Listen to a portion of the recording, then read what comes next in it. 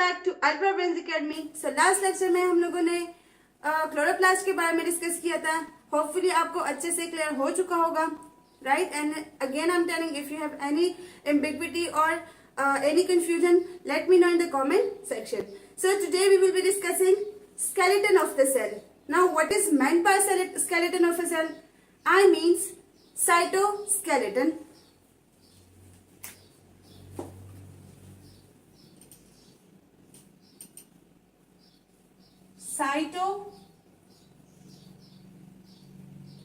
Its name is basically indicating that yes, it is the skeleton of a cell. Cyto means cell and skeleton means framework. Clear? So cytoskeleton was for the first time discovered in 1903 by Kolzov. And if we talk about its term, the term was coined by the term cytoskeleton was coined by Paul Winterburt in 1930. Clear? So it was a short history that cytoskeleton को discover कोल्ज़ोफ ने किया था 1903 में as an organelle. Clear?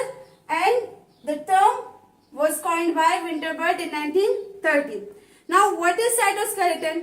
It is basically a network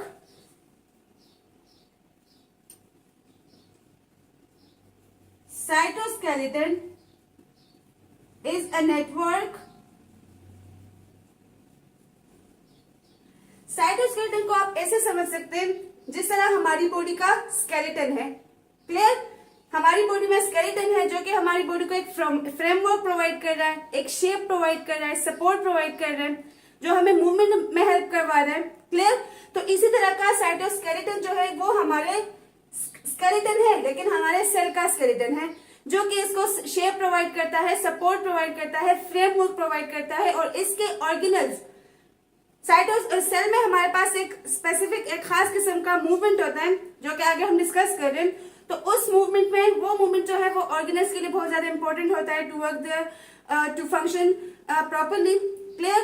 तो उस movement में जो cytoskeleton होता है वो बहुत ज्यादा हेल्प कर रहा होता है। क्लियर? तो ये साइटोस्केलेटन बेसिकली है क्या? It is a network of complex dynamic protein fibers. Cytoskeleton is a network of complex dynamic protein fibers. Clear? Dynamic क्यों होंगी? मैंने आपसे कहा ना कि ये मूवमेंट में हेल्प करवा रहा होता है। ठीक है? साइटोस्केलेटन जो है ये एक स्पेसिफिक मूवमेंट में हेल्प करता है जो कि सेल में होता है। तो इसी वजह से इसके जितने भी प्रोटीन्स हैं वो सारे प्रोटीन्स क्या है? डायनेमिक है और कम्प्लेक्स है। क्लियर? तो बेसिकली जो साइटोस्केलेटन होता है it act as a skeleton of a cell. It act as a skeleton of a cell. Clear? और ये skeleton just like our skeleton, it is helping in giving framework,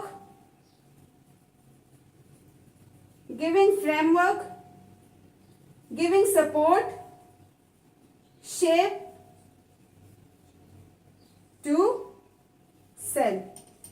यहाँ तक points clear हो गई कि हमारे पास जो साइटोस्केलेटन है इसको basically skeleton of the cell भी कहा जाता है, because it is performing out very important function inside the cell and it is a complex network. It is a network of complex dynamic proteins fiber.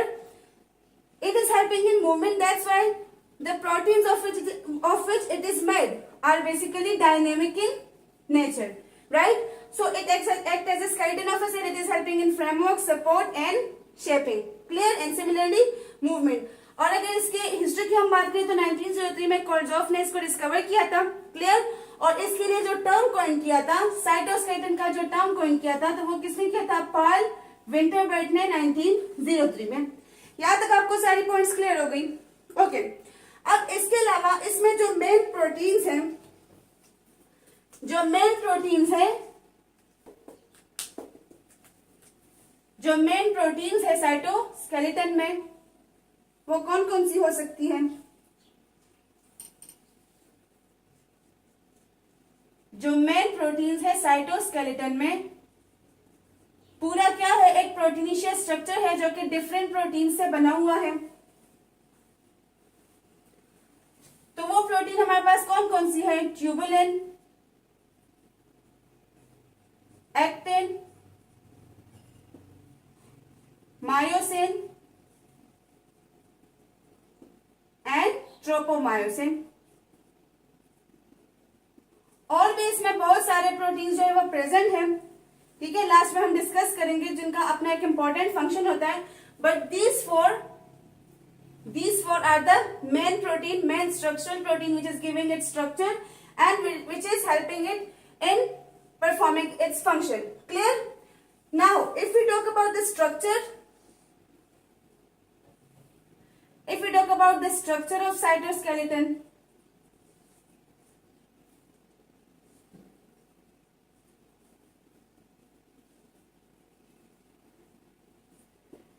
तो cytoskeleton का जो structure होता है that is made up of, cytoskeleton का जो structure है वो कुछ स्पेसिफिक ट्यूब्यूल्स और फिलामेंट्स से बना हुआ होता है, राइट। और यही ट्यूब्यूल्स और फिलामेंट्स जो है ये सेल में स्कैटर्ड फॉर्म में प्रेजेंट होती है।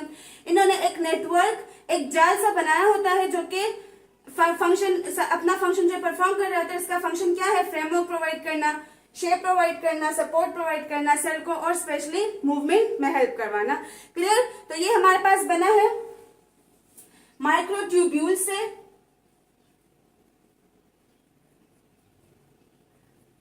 माइक्रोफिलामेंट से, ये फिर स्पेसिफिकली अपने अपने प्रोटीन से बने, और इंटरमीडिएट, जहां पे वर्ड आया इंटरमीडिएट का, तो मीन्स के इन दोनों के बीच में फिर फर्दर हमारे पास कुछ फिलामेंट्स प्रेजेंट होती है जो बना रहे होते हैं, जिसको हम कहते हैं इंटरमीडिएट फिलामेंट्स। यहां तक पॉइंट क्लियर हो गया? देखिए अगर मैं आपको एग्जांपल से दिखाऊं, हम अब one by one microtubule, microfilament और इंटरमीडिएट फिलामेंट को डायग्राम से समझेंगे, बट अभी इतना आप लोग फोकस करें कि ये हुआ हमारा न्यूक्लियस। क्लियर? ये न्यूक्लियस के मतलब पेरिफ्री से होके सेल के पेरिफ्री तक कुछ ट्यूब्यूल्स जो है वो ऐसे स्कैटर्ड फॉर्म में प्रेजेंट होते हैं। पूरे सेल में इन्होंने एक जाल बिछाया हुआ होता है, एक नेटवर्क होता है। और ये नेटवर्क किस चीज का होता है? मैंने आपको बता दिया, ये होता है प्रोटीन का नेटवर्क।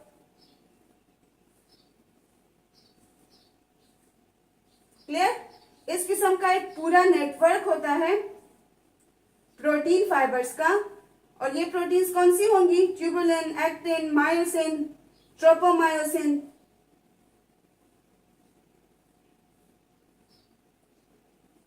क्लियर? इसी तरह से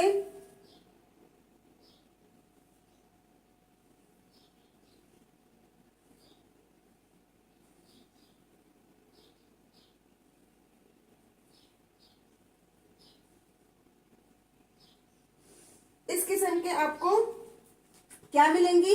नेटवर्क्स जो है वो मिलेगी। Similarly if we see, cell के पेरिफ्री पे भी आपको कुछ अलग किस्म के प्रोटीन फाइबर्स जो है वो मिलेंगी, प्लाज्मा मेम्ब्रेन के साथ एसोसिएटेड होंगी।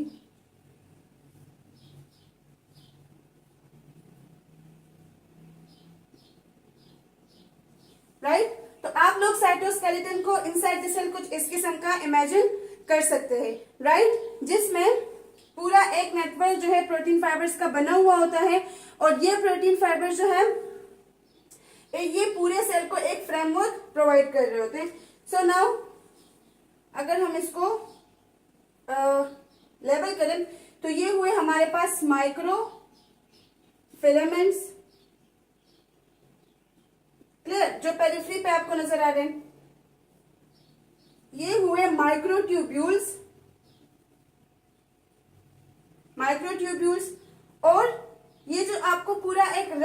हमारा नेटवर्क नजर आ रहा है प्रोटीन फाइबर्स का, तो ये बनाते हैं इंटरमीडिएट फिलामेंट्स। मैंने आपसे कहा ना कि ये जो माइक्रोट्यूब्यूल्स है, माइक्रोफिलामेंट्स है, इनके बीच में ये प्रेजेंट होते हैं। So you people are seeing, यहाँ पे जो है तो आपको पेरिफेरी में माइक्रोफिलामेंट्स दिखाई दे रहे हैं, क्लियर। इसी तरह से बीच में आपको माइक्रोट्यूब्यूल्स दिखाई दे रहे हैं, और इन दोनों के बीच में पूरा एक स्कैटर्ड नेटवर्क है जिसको हम लोग नाम देते हैं इंटरमीडिएट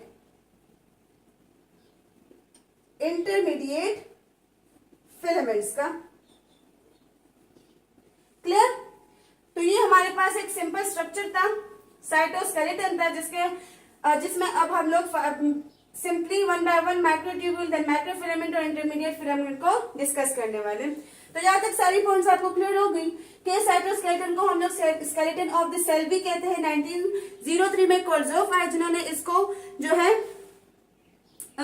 डिस्कवर किया। इससे प्रीवियस मैंने कहा कि organelle, but it is not the organelle, it is the network of protein fibres. ये एक पूरा स्कैटर्ड स्ट्रक्चर होता है जो कि प्रेजेंट होता है हमारे सेल में, clear. So keep in mind this is not an organelle. इसके अलावा पार्ल वेंटरबिल्ट 1930 में आए और इन्होंने इसके लिए जो टर्म था साइटोस्केलेटन उसको कॉइन किया, क्लियर। मतलब इसके लिए जो नेम सजेस्ट किया था वो पार्ल वेंटरबिल्ट ने किया था। ये भी एक इंपॉर्टेंट पॉइंट है, नोट कर लें। इसके अलावा ये जो है डायनेमिक कॉम्प्लेक्स प्रोटीन्स का एक स्ट्रक्चर है जो कि सेल में अलोंग द पेरिफेरी और अलोंग द होल एरिया ये जो है स्कैटर्ड हुआ होता है, जो हमारे सेल के फ्रेमवर्क, सपोर्ट और शेप में हेल्प कर रहा होता है, क्लियर। इसके अलावा जो मेन प्रोटीन्स है, और भी इसमें प्रोटीन्स आगे आएंगी जो मैं डिस्कस करूंगी, बट जो मेन प्रोटीन्स है वो ट्यूबुलिन है, एक्टिन है, मायोसिन है और ट्रोपोमायोसिन है, राइट। इन सब से हमारे पास यही जो फिलामेंट्स है, माइक्रोट्यूब्यूल, माइक्रोफिलामेंट और इंटरमीडिएट फिलामेंट है, वो सब बने हुए हैं। और अगर आपको मैंने एक रफ से स्केच से दिखा भी दिया कि किस तरह से सेल के अंदर जो है हमारा साइटोस्केलेटन जो है वो मौजूद होता है, क्लियर। यहाँ पे एंडोप्लाज्मिक रेटिकुलम जो है वो इवॉल्व हो जाता है न्यूक्लियस से, फिर गोल्जी अपरेटस और सारे ऑर्गेनल्स इसी तरह के स्ट्रक्चर में पड़े हुए होते हैं। तो जब ये मूवमेंट करता है, ठीक है, उस मूवमेंट को बोलते हैं साइक्लोसिस। ये एक एक्टिव पास मूवमेंट होता है सेल का जो कि ऑर्गेनल्स के फंक्शन के लिए बहुत ज्यादा इंपॉर्टेंट होता है, राइट। हम साइक्लोसिस के डेप्थ में नहीं जाएंगे, हमारा जो मेन टॉपिक है हम उसी पे फोकस करेंगे, क्लियर। तो जिस तरह से ये नेटवर्क जो है ये मूवमेंट करता है, तो इसका जो मूवमेंट होता है वो ऑर्गेनल्स के फंक्शंस के लिए बहुत ज्यादा इंपॉर्टेंट होता है। सो होपफुली यहाँ तक आपको सारे पॉइंट जो है वो अच्छे से क्लियर हो चुके होंगे। अब हम बात करेंगे माइक्रोट्यूब्यूल्स के बारे में। तो ये पॉइंट्स आपको सारे क्लियर हो गए। Should I erase it? Okay.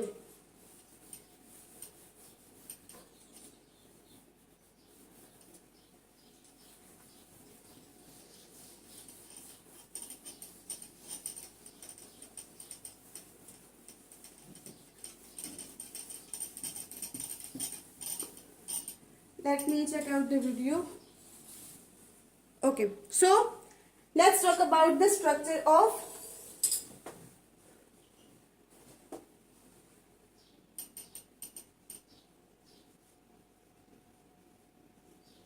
Cyto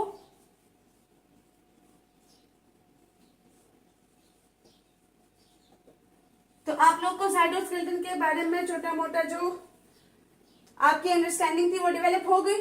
अब बात करते हैं स्ट्रक्चर ऑफ साइटोस्केलेटन की। तो सबसे पहले अगर बात करें तो ये बने होते हैं microtubules, microfilaments and intermediate filament. First we will talk about micro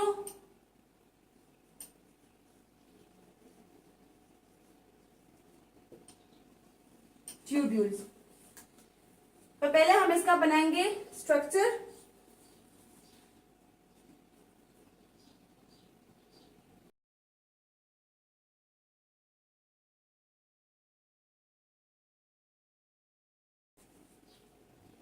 okay, सो ये बना हमारे पास माइक्रोट्यूब्यूल का स्ट्रक्चर, क्लियर।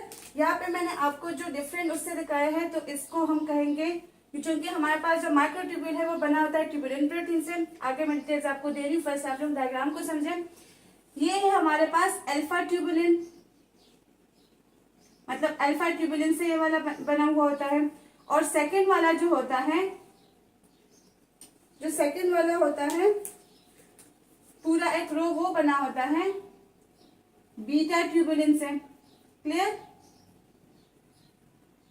इसी तरह से ये हुआ हमारा नेगेटिव एंड, क्लियर, और ये हुआ हमारा पॉजिटिव एंड। तो यहाँ पे क्वेश्चन अराइज होता है कि इस नेगेटिव और पॉजिटिव एंड का मतलब क्या है, लाइक क्यों इसमें प्रेजेंट होते हैं।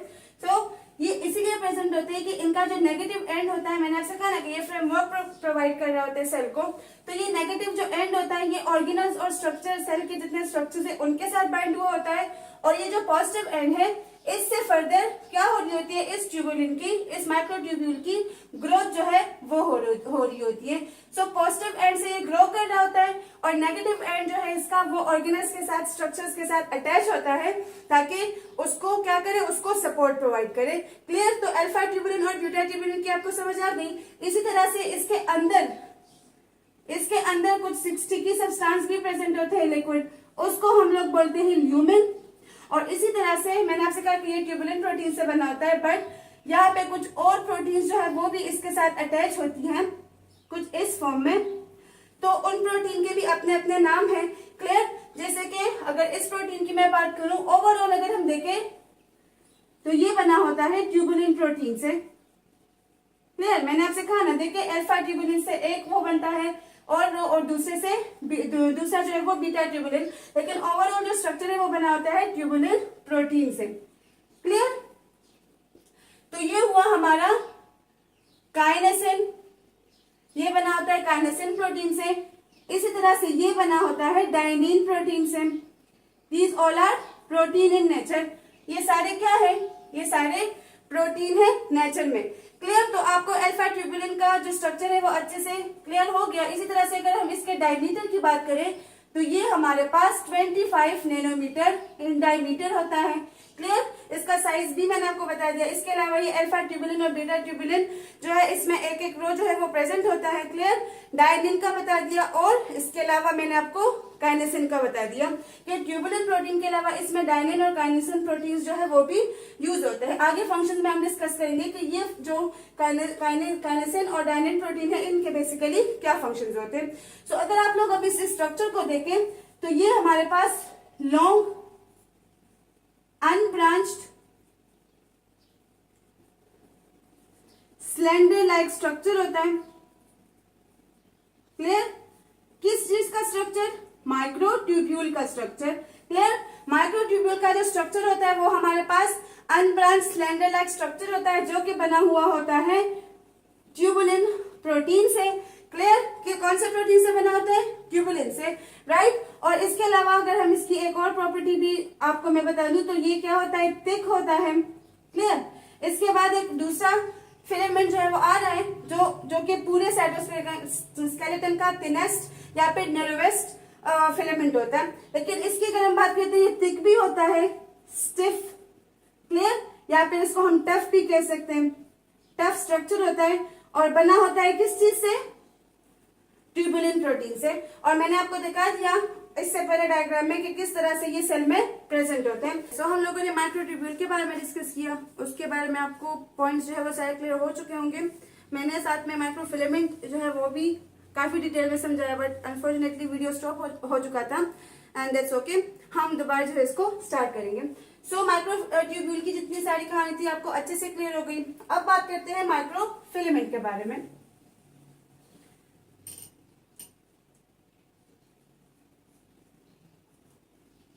तो ये सारे क्या है, जितना भी हमारा साइटोस्केलेटन का नेटवर्क है वो बना है प्रोटीन फाइबर से। तो सेम इसी किस्म का ही स्ट्रक्चर होगा। इसमें आपको जो है तो शेप में उसके डिफरेंस मिलेगा, बाकी स्ट्रक्चरल डिफरेंसेस ऑलमोस्ट सेम होती है।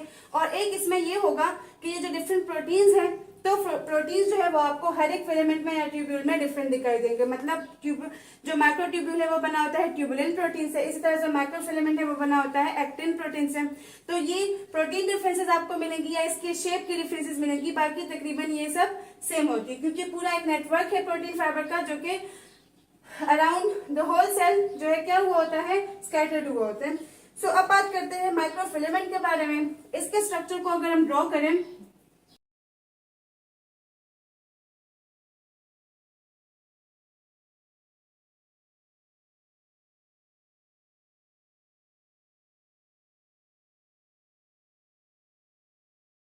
Clear, ring helical ring like structure होता है जस्ट लाइक अवर डीएनए। इसमें भी हमारे पास होता है एक नेगेटिव एंड और दूसरा होता है पॉजिटिव एंड। पॉजिटिव एंड जो है अगेन ग्रो फर्दर इसकी ग्रोथ हो रही होती है यहाँ से, और नेगेटिव एंड जो है तो वो अटैच होता है किससे, ऑर्गेनल्स के साथ, स्ट्रक्चर्स के साथ सपोर्ट के लिए। ये हुआ पूरा जो हमारा एक आपको लेयर दिखाई दे रहा है, इसको हम बोलते हैं प्रोटोफिलामेंट। क्लियर।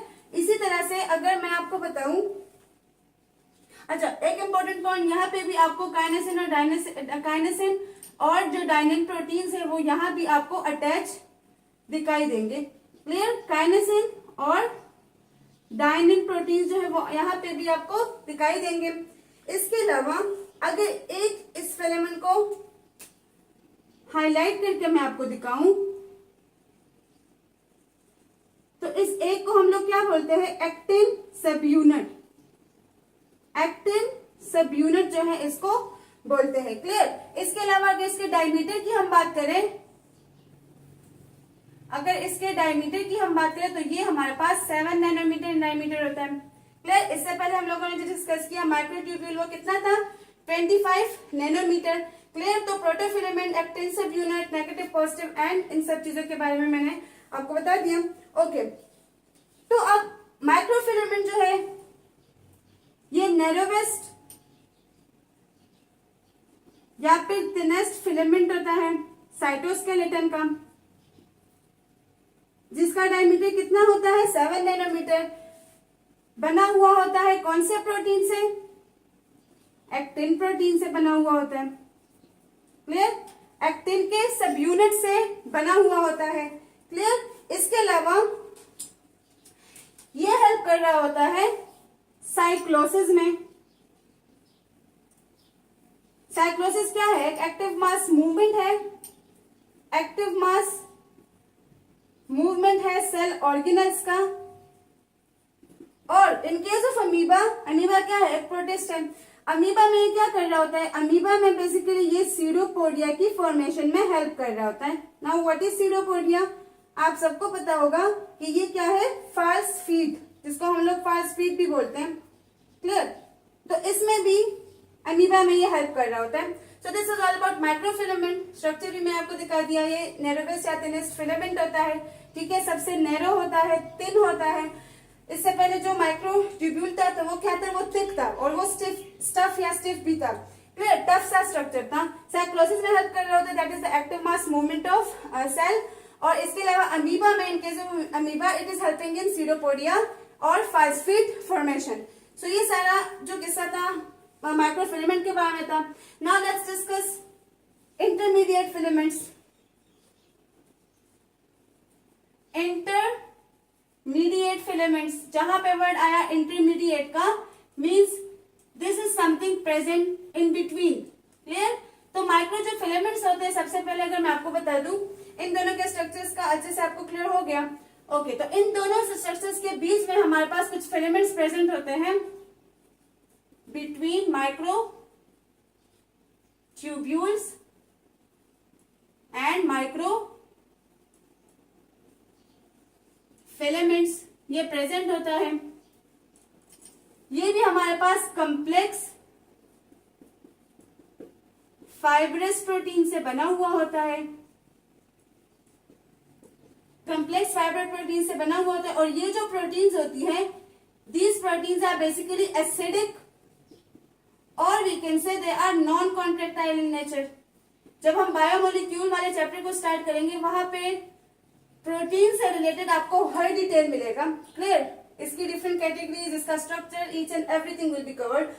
यहाँ पे आप लोग सिर्फ इतना याद रखिए कि जो इंटरमीडिएट फिलामेंट है, इसमें जो प्रोटीन के फाइबर्स प्रेजेंट हैं, they are acidic in nature and they are non contractile. Clear. इसके अलावा अगर इस फिलामेंट्स के डायमीटर की हम बात करें, so they are 8 to 10 nanometer in diameter. और ये जो है रफ रॉक लाइक स्ट्रक्चर बना रहे होते हैं सेल में, पूरे सेल में स्कैटर्ड होते हैं और एक रफ रॉक लाइक स्ट्रक्चर जो है ये बना रहे होते हैं।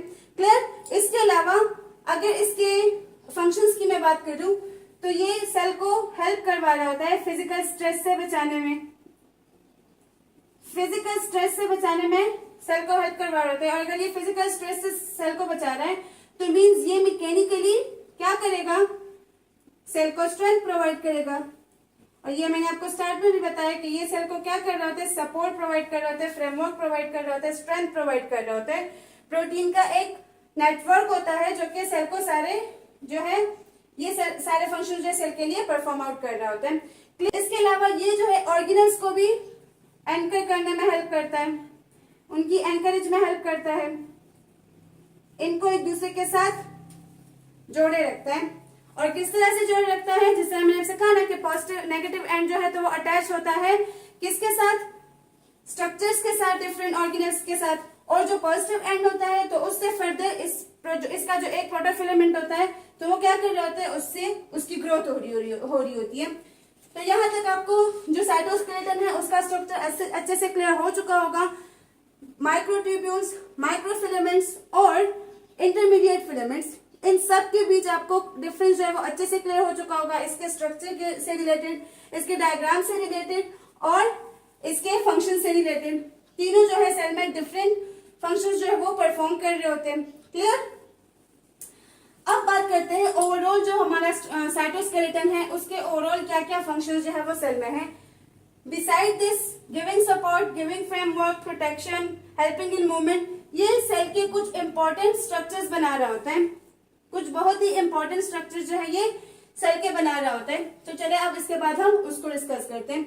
यहाँ से इंपॉर्टेंट पॉइंट नोट कर लें। इसके अलावा फिर मैं करूंगी इसको इरेज और स्टार्ट करेंगे डिस्कस करना साइटोस्केलेटन के functions. So let's erase it.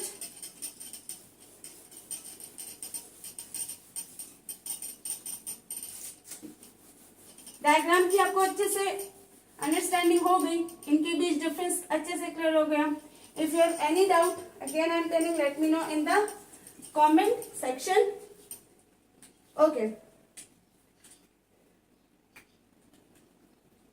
now let's talk about the functions of cytoskeleton. Cyto का वाई तोड़ गया। ओके, तो अगर इसके फंक्शंस की हम बात करें तो कुछ बेसिक फंक्शन जो हमें ऑलरेडी इस लेक्चर को समझते समझते समझ आ गई, वो क्या क्या है कि ये सेल को प्रोवाइड कर रहा होता है सपोर्ट, शेप, स्केलेटन है ना, इसको हम लोग स्केलेटन ऑफ सेल बोलते हैं।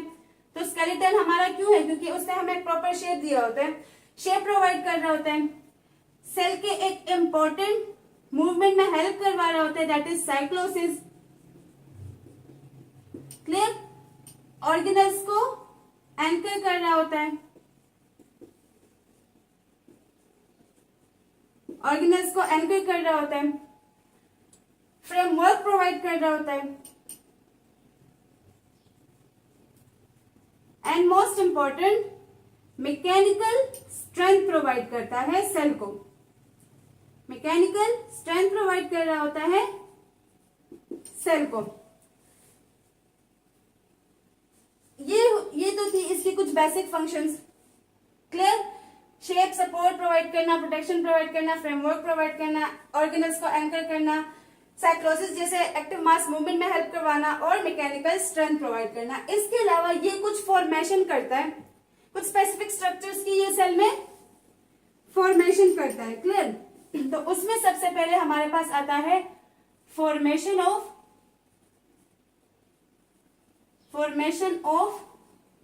Centriole and centrosome. यहां हम लोग सेंट्रियोल और सेंट्रोसोम के ज्यादा डिटेल में नहीं जाएंगे। अगर आपको इस पर डिटेल लेक्चर चाहिए, late me know in the comment section. आपके लिए अलग अलग लेक्चर जो है वो सेंट्रियोल, सेंट्रोसोम और इसके अलावा दो और छोटे स्ट्रक्चर्स है जो कि साइटोस्केलेटन बना रहा होता है, तो वो मैं आपको प्रोवाइड कर दूंगी। क्लियर। अल्ट्रा ब्रेन प्लेटफॉर्म पे आपको हर एक चीज जो है वो दिखाई देगी, आपको हर एक चीज जो है वो मिलेंगी। Just stay connected and stay tuned. Okay, so formation of centriole and centrosome. अब ये क्या है, सबसे पहले अगर बात करें सेंट्रियोल और सेंट्रोसोम की, प्रेजेंट होते हैं हमारे यूकेरियोटिक एनिमल सेल्स में। क्लियर?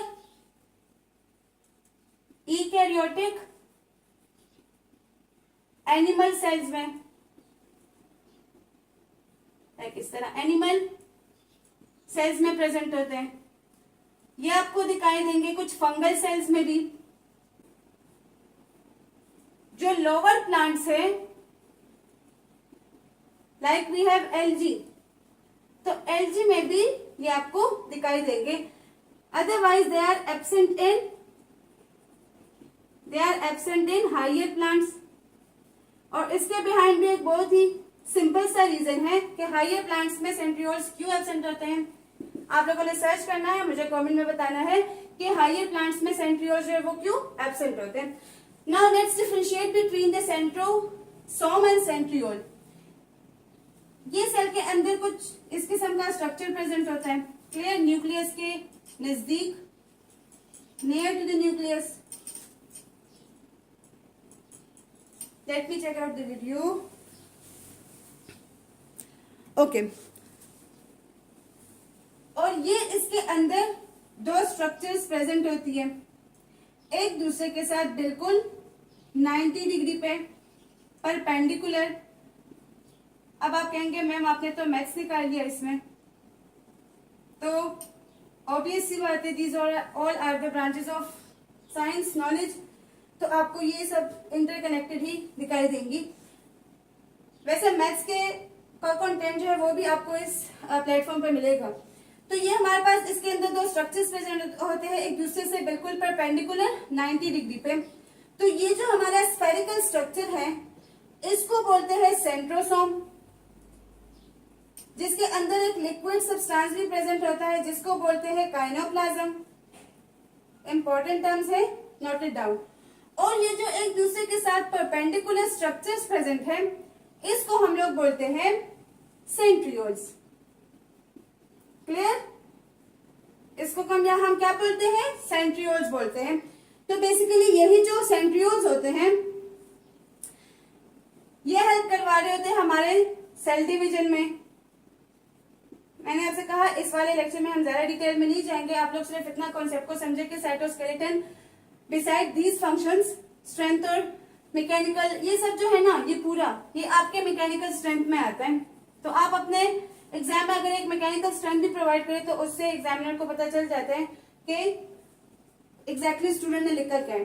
लेकिन इसके अलावा मैकेनिकल स्ट्रेंथ के अलावा कुछ इंपॉर्टेंट ऑर्गेनल्स, कुछ स्ट्रक्चर्स ये बना रहे होते हैं, तो उसके बारे में भी मैंने आपसे कहा कि थोड़ा सा हम डिस्कस कर लें। तो सेंट्रियोल्स जो है ये सेल डिवीजन में हेल्प करवा रहा होता है, स्पिंडल फाइबर्स को बना रहा होता है।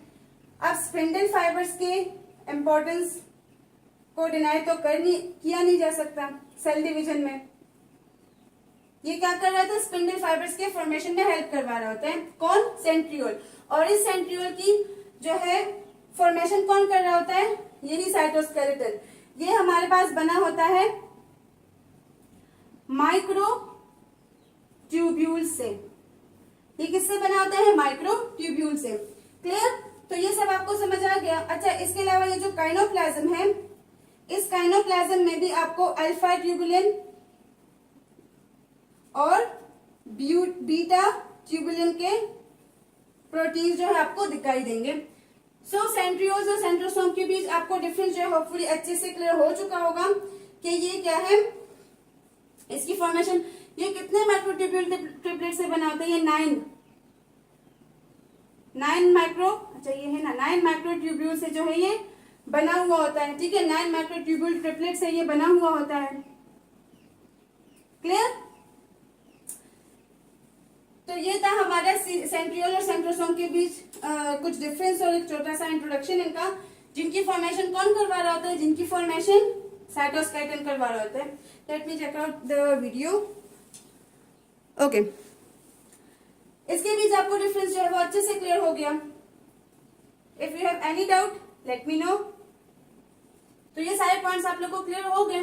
इसके अलावा सेंट्रियोल जो है वो देखें ये क्या कर, इनके बीच मैंने डिफरेंस आपको दिखा दिया कि सेंट्रोसोम जो है वो असल में एक स्फेरिकल स्ट्रक्चर होता है जिनके अंदर हमारे पास प्रेजेंट होती है सेंट्रियोल्स। क्लियर? इसके अलावा यूकेरियोटिक एनिमल सेल्स में, फंगल सेल्स में और लोअर जो प्लांट्स होते हैं एल्गी, उनमें प्रेजेंट होता है हायर प्लांट्स में एब्सेंट होता है, तो लोअर प्लांट्स में जो है ये प्रेजेंट होता है। क्लियर? एलजी में जैसे हमारे पास वेस्कुलर, लोअर वेस्कुलर प्लांट्स है ना, यहाँ पे इसमें हमारे पास ब्रायोफाइट्स भी आते हैं, तो इनमें आपको ये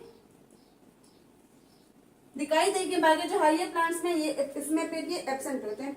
and this is your homework to let me know why they are absent in higher plants. यहाँ तक सारी पॉइंट्स आपको क्लियर हो गई। अब इसके अलावा एक दूसरा इनका फंक्शन है कि ये सिलिया और फ्लैजिला के फॉर्मेशन में हेल्प करवा रहा होता है। ये सिलिया और फ्लैजिला को भी फॉर्म करवा रहा होता है। क्लियर? सबसे पहले अगर हम बात करें सिलिया की, तो सिलिया हमारे पास एक फिंगर लाइक प्रोजेक्शन होता है। होता नहीं, होते हैं, क्योंकि ये बहुत ज्यादा होते हैं। क्लियर? फिंगर लाइक प्रोजेक्शन जो है ये इस किस्म के स्ट्रक्चर्स होते हैं। क्लियर? और ये ज्यादातर आप लोगों को सिंगल सेल्ड यूकैरियोटिक ऑर्गेनिज्म में दिखाई देंगे। ठीक है? लाइक सीरिया की अगर हम बात करें तो ये आपको ज्यादातर पैरामीशियम में दिखाई देंगे, जो कि ऑर्डर पैरामीशियम ऑर्डर कोलियोफोरा से बिलोंग करता है। इन चीजों में खैर पढ़ने की जरूरत नहीं, आप लोग सिर्फ इतना समझे कि ये हमारे पास फिंगर लाइक प्रोजेक्शन होता है, सिंगल सेल यूकैरियोटिक ऑर्गेनिज्म में प्रेजेंट होता है। एग्जांपल की मैं बात करूं आपको, तो वो क्या है? पैरामीशियम है। लाइक इस किस्म का पैरामीशियम का स्ट्रक्चर होता है। तो इसके बॉडी पे आपको क्या दिखाई देंगे? सीलिया जो है वो फिंगर लाइक प्रोजेक्शंस होते हैं जो आपको दिखाई देंगे। क्लियर? इसके अलावा अगर हम बात करें तो मैंने आपसे कहा ना कि ये क्या है? फिंगर लाइक प्रोजेक्शन जो कि बने होते हैं ट्यूबुलिन प्रोटीन से। अब आपको अंदाजा हो रहा होगा कि किस तरह से साइटोस्केलेटन इनके फॉर्मेशन में हेल्प कर रहा होता है, क्योंकि आपको सेंट्रियोल में, सेंट्रोसोम में, देखिए सेंट्रोसोम में, इसके अलावा सेंट्रियोल में आपको उसी के फिलामेंट्स और उसी के प्रोटीन दिखाई देंगे। इसी तरह से सिलिया जो है वो भी ट्यूबुलिन प्रोटीन से बना हुआ होता है, तो इसकी फॉर्मेशन भी कौन कर रहा होता है? साइटोस्केलेटन करवा रहा होता है। क्लियर? इसके अलावा ये स्मॉलर इन साइज होता है, स्मॉलर होता है, और आपको किसी भी बॉडी पे 5 to 10 जो है वो मिल सकते हैं। इसके अलावा ये पूरी होल बॉडी में प्रेजेंट होते हैं। क्लियर? हमारे एयरवेज को, जो रिस्पायरेटरी एयरवेज है या जो रिप्रोडक्टिव पाथवेज है, इसके अलावा जो है ब्रेन में सेरेब्रोस्पाइनल फ्लूइड को क्या कर रहा होता है? उसके रोटेशन में या उसके मेंटेनेंस में हेल्प करवा रहा होता है, जो हमारे ब्रेन में फ्लूइड है। इसी तरह से अगर हम बात करें लंग्स की, तो लंग्स में जो है ये डस्ट को स्वीप करवा रहा होता है, फिल्ट्रेशन में हेल्प करवा रहा होता है। क्लियर? और इसके अलावा ये क्या है? स्मॉलर इन साइज है, 5 to 10 जो है आपको किसी भी बॉडी पे मिल सकते हैं। अगर हम इस लंग्स की बात करें तो ये क्या करता है? एयर से ट्रैप कर रहा होता है डस्ट को। अगर हम ब्रेन में बात करें, let me check out the video. Okay, अगर हम ब्रेन में बात करें तो ब्रेन में जो है ये क्या कर रहा होता है? सेरेब्रोस्पाइनल जो फ्लूइड है उसको रेगुलेट करवा रहा होता है। हमारी पूरी बॉडी को इसने कवर किया होता है। रिस्पायरेटरी पाथवेज या जो रिप्रोडक्टिव पाथवेज है, हर जगह आपको सिलिया जो है वो दिखाई देंगे। क्लियर? इसी तरह से अगर हम बात करें फ्लैजिला की, तो फ्लैजिला एक्सटेंशंस होती है साइटोप्लाज्म की, एक्सटेंशंस ऑफ साइटोप्लाज्म। क्लियर? और इसके अलावा ज्यादातर जो फ्लैजिला है वो आपको बैक्टीरियल सेल्स में दिखाई देंगे, प्रोकैरियोटिक सेल्स में। प्रोकैरियोटिक सेल्स में आपको जो है ज्यादातर दिखाई देंगे फ्लैजिला। क्लियर? बनी होती है फ्लैजिलिन प्रोटीन से। फ्लैजिलिन प्रोटीन से जो है ये बनी होती है, वो कौन से वजह से बनी होती है? ट्यूबुलिन प्रोटीन से। क्लियर? लाइक अगर मैं आप लोग को यूग्लिना का स्ट्रक्चर दूं, यूग्लिना का कुछ इस किस्म का स्ट्रक्चर होता है। क्लियर? और उसमें आपको ये जो दिखाई दे रहे हैं, these are basically flagella. Flagella आपको ज्यादा दिखाई नहीं देंगे, जस्ट लाइक सीलिया। एक दिखाई दे सकते हैं, 2 दिखाई दे सकते हैं। जैसे अगर यूग्लिना की हम बात करें तो इसमें आपको 2 मिलेंगे। अगर स्पर्म सेल की हम बात करें तो उसमें आपको जस्ट एक जो है फ्लैजिला मिलेगा, जो कि इसके मूवमेंट में हेल्प करवा रहे होते हैं। क्लियर? तो यूग्लिना में 2 फ्लैजिला होते हैं और इसमें 1। इसके अलावा अगर इसकी साइज की हम बात करें तो ये लार्जर होता है, और लार्जर कितना? 10 to 200 नैनोमीटर। 10 to 200 नैनोमीटर जो है इसका साइज होता है, लार्जर होता है साइज में। इसके अलावा अगर इसके फंक्शन की हम बात करें तो ये किस में फंक्शन कर रहे होते हैं, ये मूवमेंट में हेल्प करवा रहे होते हैं, ये मूवमेंट में हेल्प करवा रहे होते हैं। इसके अलावा मैंने आपसे कहा ना ये बैक्टीरिया में प्रेजेंट होता है तो ये उनके एसेक्सुअल रिप्रोडक्शन में हेल्प करवा रहे होते हैं। क्लियर। और अगर इसके मूवमेंट की हम बात करें तो ये हमारे पास विप लाइक मूवमेंट शो कर रहे होते हैं, विप लाइक मूवमेंट शो कर रहा होता है। विप लाइक कैसे होते हैं, वो जो चाबुक कैसे होता है, ठीक है, घोड़े का, जिससे घोड़े को लगाम दी जाती है, तो इस किस्म का जो है ये मूवमेंट शो कर रहा होता है। क्लियर। और अगर हम बात करें सिलिया के मूवमेंट की तो ये हमारे पास इंडोलेटरी मूवमेंट शो कर रहा होता है, और लाइक मूवमेंट, जिस तरह जो बोट होता है उसका रो होता है, ठीक है ना। ये हमारे पास हुई प्यारी सी किश्ती और उसमें वो जो और होता है जिससे उसको पुश करवा रहे होते हैं, ठीक है, तो ये और लाइक मूवमेंट जो है शो कर रहा होता है। और अगर हम बात करें फ्लैजिला की तो flagella whip like movement show कर रहा होता है। So this was all about the functions of cytoskeleton.